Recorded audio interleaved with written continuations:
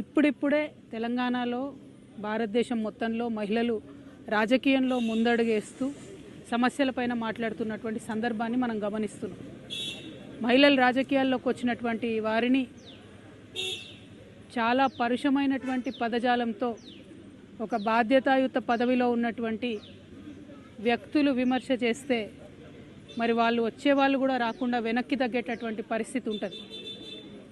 నా ఒక్కదాన్ని ఈరోజు ఎమ్మెల్సీ నవీన్ గారు, చింతపండు నవీన్ అలియాస్ తీన్మార్ మల్లన్న గారు ఎంత దారుణంగా మాట్లాడినరో తెలంగాణ ప్రజలందరూ చూసిండ్రు.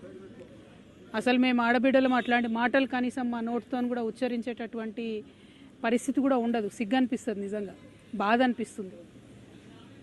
ఎందుకు రావద్దా? ఆడపిల్లలు బయటికి రావద్దా? రాజకీయాల్లో ఉండొద్దా? చెయ్యొద్దా రాజకీయం? ఏం మాటలు ఇవి?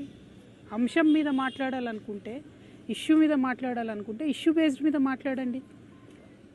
దాదాపు 1.5 year నుండి తెలంగాణ జాగృతి నుండి బీసీ అంశాల్లో మేము అగ్రభాగాన నిలబడి పోరాటం చేస్తున్నాం.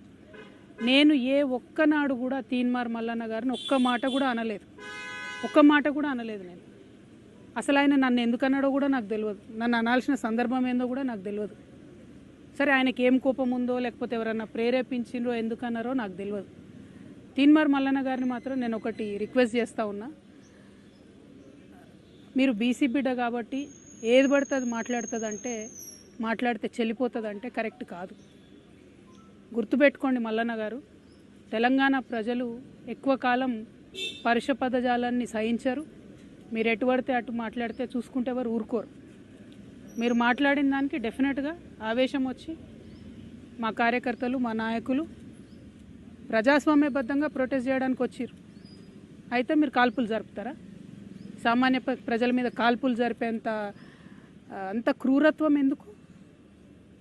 ఏంది ఇది? ఏం వైఖరి ఇది? ఏం వైపరీత్యం ఇది? ఎందుకోసం చేస్తున్నారు ఇట్లా మీరు? అంటే ఒక ఆడబిడ్డను ఎంత మాట పడితే అంత మాట అనేసి ఇది తెలంగాణ పదజాలం ఇట్లనే ఉంటుంది గట్లనే ఉంటుంది అని అంటే ఇది మీ టీవీ కాదు, మీరు మేకప్ వేసుకొని వేసే డ్రామా కాదు. ఇది రాజకీయము, ఇది ప్రజాస్వామ్యము. ఇందులో అనేక మంది ప్రజల యొక్క జీవితాలు ముడిపడి ఉన్నాయి. అరే, తెలంగాణ జాగృతి ఎన్నో కార్యక్రమాలు చేసింది. అందులో బీసీ ఉద్యమం ఒక భాగం మాత్రమే. ఇంకా చాలా కార్యక్రమాలు చేస్తాం, ఇంకా బలంగా పోరాటం చేస్తాం. ఎందుకోసం మీకు ఇంత దుగ్ధ? ఎందుకోసం? ఒక ఆడబిడ్డ రోడ్డు మీద నిలబడి ప్రశ్నిస్తే తట్టుకోలేకపోతున్నారా? నాలాంటి వాళ్ళను కోట్లాది మందిని తయారు చేస్తా ఏమనుకుంటున్నారో మీరు?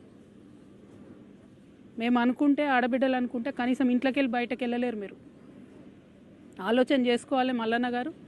ఎవరి కోసం మాట్లాడుతున్నారు మీరు? నేను ఇవాళ రాష్ట్ర ముఖ్యమంత్రి గారిని కూడా అడుగుతున్నా. ఈ మల్లన్న గారు నిన్న మధ్యాహ్నం ఈ టైంకి ఈ మాట మాట్లాడితే ఇంతవరకు నేను ముఖ్యమంత్రి గారికి ఒక సహచర ఎమ్మెల్సీని ఇంతవరకు కనీసం ముఖ్యమంత్రి గారు మాట్లాడలే. ఆ రోజు వారి కుటుంబ సభ్యుల మీద మాట్లాడితే 2 ఆడపిల్లల్ని, యూట్యూబర్స్ని, జూనియర్ జర్నలిస్టులని పట్టుకపోయి మీరు జైల్లో పెడతారా? ముఖ్యమంత్రి గారు, నేను మిమ్మల్ని డిమాండ్ చేస్తూ ఉన్నా, మీరు తక్షణమే మల్లన్న గారిని అరెస్ట్ చేయకపోతే మల్లన్న గారితో ఈ మాటలు మాట్లాడించింది మీరే అని కూడా తెలంగాణ ఆడబిడ్డలు అందరూ అనుకునేటటువంటి పరిస్థితి వస్తుంది. మీ కుటుంబానికి ఒక న్యాయం, తెలంగాణ ఆడబిడ్డలందరికీ ఇంకో న్యాయం ఉంటుందా? ఎంత ఆవేదనగా మాట్లాడినారు ఆ రోజు అసెంబ్లీలో ముఖ్యమంత్రి గారు. మా ఆడబిడ్డలు అంటారా, మా కుటుంబాన్ని అంటారా అని. ఇవాళ నేను తెలంగాణ ఆడబిడ్డను కాదా? తెలంగాణ ఉద్యమంలో పనిచేయలేదా? తెలంగాణ బీసీల కోసం పనిచేస్తలేనా? తెలంగాణ అసెంబ్లీలో అంబేద్కర్ బొమ్మ పెట్టాలని దీక్ష చేయలేదా? ఎన్ని పనులు చేసినాం, ఎన్ని విషయాల్లో కొట్లాడినాం, ఎన్ని అంశాల్లో మాట్లాడినాం. ఇంకా మాట్లాడతాం. మాకు అవకాశం ఇస్తే ఆడబిడ్డలకి ఇంకా మాట్లాడతాం. ముఖ్యమంత్రి గారు నేను డిమాండ్ చేస్తూ ఉన్నా, ఎట్టి పరిస్థితుల్లో వెంటనే తీన్మార్ మల్లన్న గారిని అరెస్ట్ చేయాలి.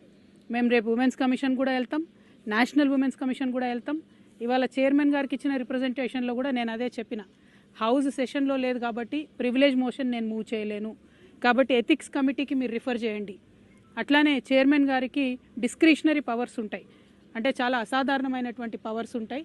ఆ అసాధారణమైనటువంటి పవర్స్ యూజ్ చేసి తీన్మార్ మల్లన్న గారిని వెంటనే ఎమ్మెల్సీ నుండి సస్పెండ్ చేయమని కూడా నేను డిమాండ్ చేస్తూ ఉన్నాను. ఎందుకంటే ఒక బాధ్యతాయుతమైనటువంటి పదవిలో ఉన్న వ్యక్తులు నోరు చూసుకొని మాట్లాడాలి. మనని లక్షలాది మంది ప్రజలు గమనిస్తుంటారు. నాకు మాట్లాడరాక కాదు, నాకు భాష తెలియక కాదు, కానీ కంట్రోల్లో ఉండాలి, లిమిట్లో ఉండాలి, ప్రజాస్వామ్యబద్ధంగా ప్రశ్నించాలి. అది వదిలిపెట్టి మీరు ఏది పడితే అది మాట్లాడతామంటే మాత్రం మేము ఈడ ఊరుకోము. ఏదో ఆడబిడ్డ కదా, ఓ సంస్థ నడుపుతుంది కదా, ఆమెను ఏదన్నా ఎవరు ఉంటారు వెనక అనుకున్నారేమో. నా వెనక లక్షలాది మంది తెలంగాణ ఆడబిడ్డలు ఉన్నారు. నా వెనక లక్షలాది మంది